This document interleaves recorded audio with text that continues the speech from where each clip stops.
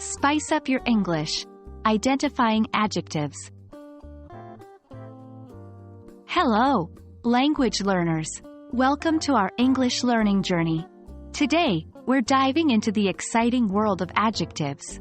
We're going to focus on how to recognize adjectives in sentences, a key skill that will enhance your English comprehension and expression. First things first, let's revisit the definition of an adjective. An adjective is a word that describes or modifies a noun or pronoun. It gives us more information about people, places, or things. For instance, in the sentence, "The beautiful girl is singing a sad song," beautiful and sad are adjectives. They tell us about the girl and the song respectively. Adjectives can appear in various positions in a sentence.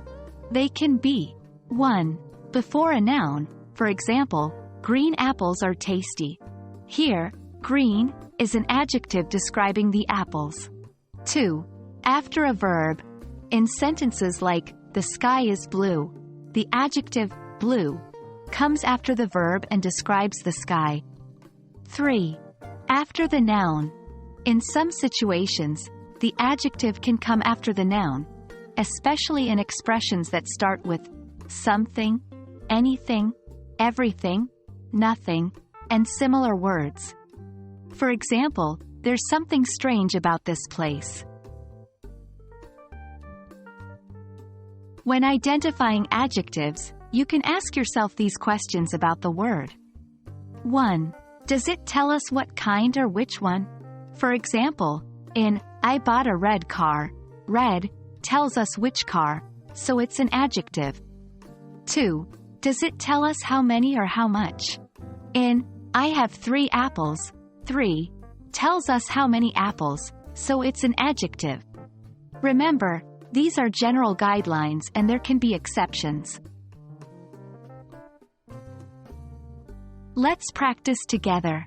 I'll give you a sentence, and your task is to find the adjectives in it. Ready? 1. He is an honest man. 2. The flowers smell wonderful. 3. She has bright eyes. Did you get them all? Great job if you did. If you didn't, don't worry. Practice makes perfect. That's all for today. I hope you found this session useful. Remember, being able to recognize adjectives is crucial in understanding and crafting English sentences. Keep practicing and I'm sure you'll get the hang of it in no time.